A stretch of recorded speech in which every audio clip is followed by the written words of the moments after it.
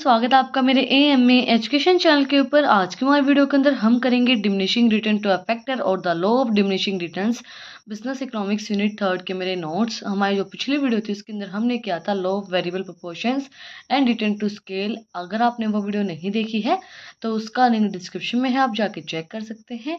और अगर आप चैनल पे नए हैं तो सबसे पहले चैनल को जाके सब्सक्राइब करें, बेल आइकन प्रेस करें फॉर न्यू अपडेट्स। और अगर आपको इन नोट्स की पीडीएफ चाहिए तो टेलीग्राम चैनल का लिंक भी डिस्क्रिप्शन में है, आप उसको भी जाके सब्सक्राइब करें। तो आज की हमारी वीडियो के अंदर हम करते हैं diminishing return to a factor and law of diminishing return. What is law of diminishing returns? According to this law, as more and more units of labors are employed on a given piece of land, the marginal product of the additional units of labor will go on diminishing. जब हम ज़्यादा से ज़्यादा labours को employ करेंगे एक land के ऊपर, मतलब ज़्यादा से ज़्यादा लेबर्स को हम एक लैंड के ऊपर लगाएंगे काम के लिए, तो जो अपना जो मार्जिनल प्रोडक्ट होता है वो डिमिनिशिंग स्टार्ट हो जाता है, वो डिक्रीज होना स्टार्ट हो जाता है, और वो जीरो भी हो सकता है और वो माइनस में भी जा सकता है।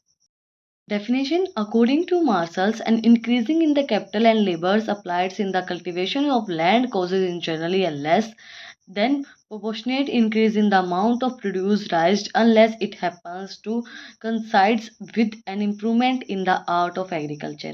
इसके अंदर वही चीज़ बोली गई, जब हम इंक्रीज करते हैं कैपिटल एंड जो हमारी लेबर है एक एग्रीकल्चर के अंदर कल्टीवेशन के लिए, तो उस टाइम पे जो हमारा मार्जिनल प्रोडक्ट है वो डिमिनिशिंग स्टार्ट हो जाता है, वो डिक्रीज होने स्टार्ट हो जाता है, वो जीरो भी हो सकता है और वो नेगेटिव भी हो सकता है। इसके जंक्शंस क्या होंगी? Only one variable inputs is varied and all others are held constant. एक जो वेरिएबल इनपुट है हमारा वो वेरिएबल होगा जो हमारा इनपुट है, और जो सारे हैं वो कांस्टेंट रहेंगे, फिक्स्ड रहेंगे। No change in technique of production, कोई भी चेंज नहीं होगा हमारी प्रोडक्शन की टेक्निक के अंदर। Variable proportions production function in means more of variable factor can be used with the constant input of the fixed factor। जो variable production function के अंदर क्या बोला गया है कि जब हम more variable factor का यूज करेंगे with constant input of fixed factor, इसके अंदर हम variable factor का यूज करेंगे और जो और फैक्टर होंगे वो हमारे constant रहेंगे। all unit of variable factors are homogeneous, सारी homogeneous होंगे। Advocate और standards of variable factors are applied, advocates और स्टैंडर्ड्स जो है वो वेरिएबल फैक्टर के अप्लाई इसके अंदर किए जाएंगे। इस लॉ की एक्सप्लेनेशन क्या होगी? Diminishing return to a factor और लॉ ऑफ डिमिनिशिंग रिटर्न की।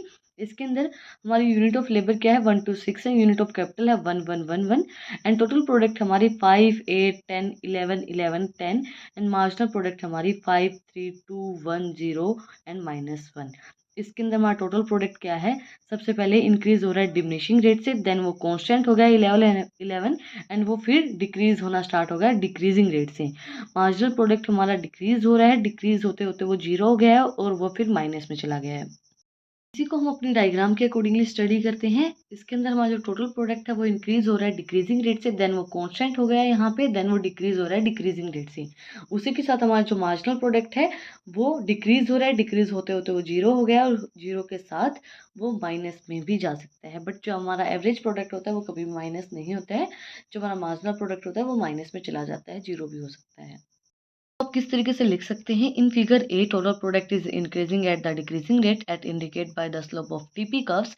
Eight point P it becomes maximum and beyond that it start reducing. मैंने जैसे आपको बताया, सबसे पहले जो हमारा टोटल प्रोडक्ट है वो इंक्रीज हो रहा है डिक्रीजिंग रेट से, वो इंडिकेट कर रहा है जो हमारा स्लोप मैंने आपको दिखाया है कर्व, एंड जो पॉइंट पी है उसके ऊपर हमारा मैक्सिमम हो गया, देन बियॉन्ड दैट वो रिड्यूस होना स्टार्ट हो गया, वो डिक्रीज होना स्टार्ट हो गया। फिगर बी क्या शो कर रहा है? Figure B shows diminishing marginal product of variable factors, indicates of downward sloping MP curves, beyond a point it becomes zero और even negative. The law can be postponed by improving the technique of production. इसके अंदर क्या बोला गया? जो हमारा diminishing curve है उसका स्लोप्स डाउनवर्ड है और वो जीरो भी हो सकता है, वो नेगेटिव भी हो सकता है। इसको हम पोस्टपोन किस तरीके से कर सकते हैं? जब अपनी टेक्निक ऑफ प्रोडक्शन के अंदर इम्प्रूवमेंट करते हैं तो उस टाइम के ऊपर हम इसको क्या कर सकते हैं? पोस्टपोन कर सकते हैं इस कर्व को। Causes of the operations of the law of diminishing return or diminishing return to a factor, fixity of the factor. Fixity of the factor is principal cause that the explanations that occurrence of the law of diminishing return as more and more of variable factors continue to the combined with the fixed factors, the later gets overutilized। जब हम ज़्यादा से ज़्यादा variable factor को combine करते हैं fixed factor के साथ तो हमारा जो है क्या होगा? ओवर यूटिलाइजेशन हो जाएगा। तो दैट्स वाई हमारा डिमिनिशिंग रिटर्न टू फैक्टर होता है। Imperfect substitutables factors of productions are imperfect substitute of each other more and more of levers for example cannot be continuously used in the place of additional capital।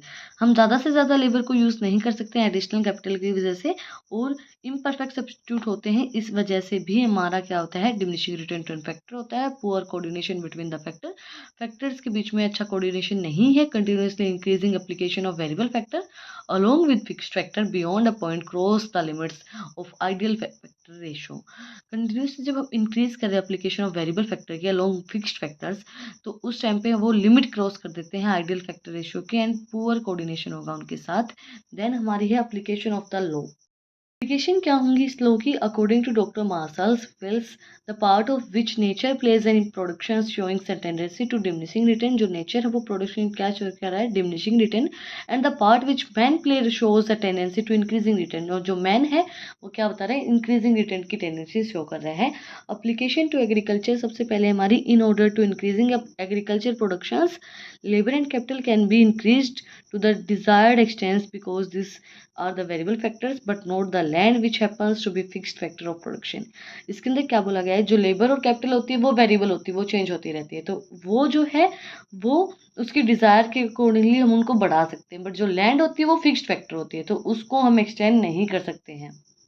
Second application हमारी application to extractive industries. The law is always applicable to the following extractive industries. सबसे पहले ये law किन एक्सट्रीव industries के ऊपर follow किया जाता है? पहली हमारी mining industries.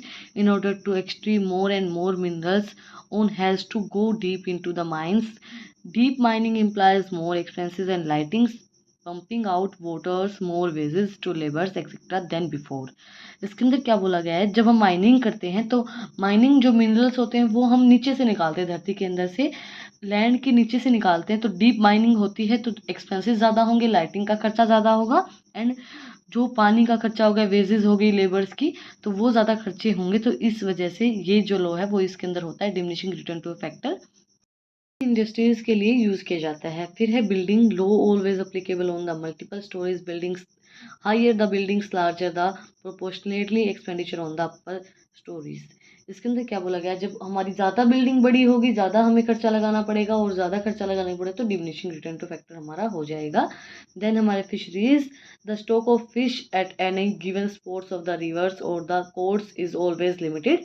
As more and more of the fish is taken out its stock will go on falling. Stock होता है हमारा फिश का, वो हमें स्टॉक में रखना पड़ता है, लिमिटेड होता है हमारा, इसलिए हम ज़्यादा से ज़्यादा जब फिश का स्टॉक करेंगे तो वो हमारा क्या हो जाएगा, फॉलिंग स्टार्ट हो जाएगा।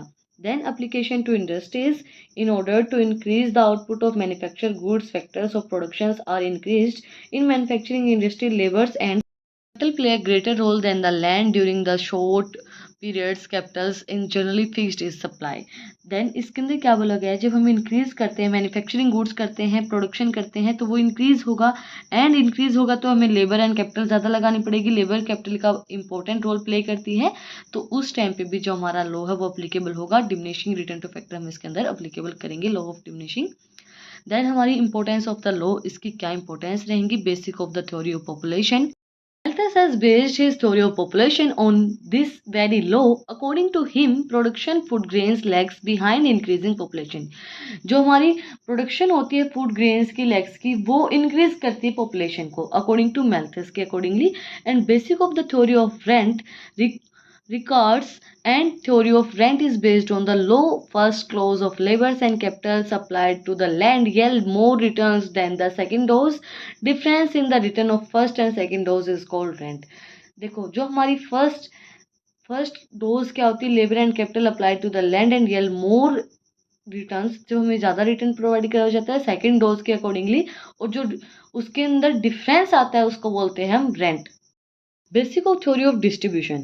Marginal productivity theory of distribution is always based on the law as more and more unit of factors of productions are employed its marginal productivity goes falling। जब हम ज़्यादा से ज़्यादा प्रोडक्शन करेंगे, ज़्यादा से ज़्यादा प्रोडक्शन एम्प्लॉय करेंगे, तो हमारी जो मार्जिनल प्रोडक्टिविटी है वो क्या स्टार्ट हो जाएगी, फॉलिंग स्टार्ट हो जाएगी, डिक्लाइनिंग स्टार्ट हो जाएगी। कि हमने लॉ के अंदर स्टडी किया है। नेक्स्ट है हमारा basic of optimum production. With the help of this law of producer can decide about optimum और इक्विलिब्रियम आउटपुट। इसके अंदर जो प्रोड्यूसर वो डिसाइड करता है हमारा इक्विलिब्रियम कब होगा, हमें ऑप्टिमम यूटिलाइजेशन, ऑप्टिमम हमारी प्रोडक्शन कब होगी। हमारी ऑप्टिमम प्रोडक्शन कब होती है, जब हमारी marginal cost and marginal revenue equal होंगे। जब वो दोनों इक्वल होंगे तो हमारा जो कर्व है वो इक्विलिब्रियम पे होगा और हमारी ऑप्टिमम प्रोडक्शन होगी। Equilibrium is stuck at a point where rising marginal cost equals to marginal revenue. Equilibrium हमारा stuck कब होगा, जब हमारा rising marginal cost है वो marginal revenue के equal होगा। Next हमारा basic of inventions. In order to check the operations of this law, need to is fails to make a new inventions. It is to complete the operations of this law and new technique of productions are invented. इसके अंदर क्या बोला गया है, नई नई inventions लेके आई जाए, नई टेक्निक्स जब हमारी लेके आई जाएंगी, नई टेक्निक का यूज़ किया जाएगा तो हमारा जो लॉ है वो पोस्टपोन हो सकता है। Effect on economic development. According to Ricardo, operations of this law is responsible for the stationary states of economic development of country. रिकार्डो के अकॉर्डिंगली क्या बोला गया है, ये जो लॉ है वो इकोनॉमिक डेवलपमेंट ऑफ कंट्री के लिए स्टेशनरी स्टेट होती है, इकोनॉमिक डेवलपमेंट ऑफ कंट्री के लिए। Importance of industries. The law stress the significance of manufacturing industries in the field of production. The law brings to operate in the agriculture at very earlier stage. ये जो law है वो agriculture के अंदर बहुत ही earlier stage के अंदर applicable हो जाता है। नेक्स्ट हमारा basic of migrations of populations. In over populated less developed countries as a large part of population depend on agriculture for the substance. जो हमारी लार्ज पार्ट ऑफ पॉपुलेशन होती है, जैसे कि जो गांव होते हैं, आपने देखा होगा जो टाउन होते हैं वहाँ पे ज़्यादातर लोग खेती करते हैं, आज भी ज़्यादातर लोग खेती करते हैं। तो वही चीज़ इसके अंदर बोली गई है, जो ज़्यादातर जो लोग होते हैं जहाँ पे ज़्यादा पॉपुलेशन होगी वहाँ पे खेती ज़रूर होती होगी। Postponement of the law. ये हमारा जो लॉ है वो पोस्टपोन कब हो सकता है, हमारा कब पोस्टपोन हो सकता है। द लॉ वेरिएबल प्रोपोर्शंस में be postpone in the following two causes. दो कॉजेज से हमारा जो लॉ है वो पोस्टपोन हो सकता है। सबसे पहला है हमारा improve in technology. The application of the law of variable proportions of improvement in technology tech place. In ordered words the law of variable proportions become inoperative when in improved technologies introduce causing increasing in productivity and fall in cost. हमारी productivity increase हो जाए और cost कम हो जाए, हमारी technology ऐसी improve हो, तो उस वजह से हमारा जो लॉ है वो पोस्टपोन हो सकता है। सेकंड है हमारा the operation of the law may be postponed also when the factors of production are perfect substitute. ये हमारा कब पोस्टपोन हो सकता है, जब हमारी जो फैक्टर ऑफ प्रोडक्शन है वो परफेक्टली सब्स्टिट्यूट हो एक दूसरे के and each other in such a situations the limitations of fixity of factors does not exist. तो उस सिचुएशन के अंदर जो हमारा फिक्सिडिटी ऑफ फैक्टर है, जैसे कि एक फैक्टर वेरिएबल होता है, एक फिक्स होता है, वो जो है वो इसके अंदर एग्जिस्ट नहीं करेगी। इसी के साथ हमारा जो diminishing return to factor and law of diminishing return का टॉपिक है वो कंप्लीट हो गया है। अगर आपको आज की वीडियो पसंद आई तो आप लोग को बताइए क्या करना है, कमेंट सेक्शन में मुझे बताना है कि आपको वीडियो कैसी लगी। कोई भी डाउट है तो वो भी आप लोग कमेंट सेक्शन में मुझसे पूछ सकते हैं। फिर मिलते हैं एक नई वीडियो के साथ, एक नए टॉपिक के साथ। Thank you for watching my video.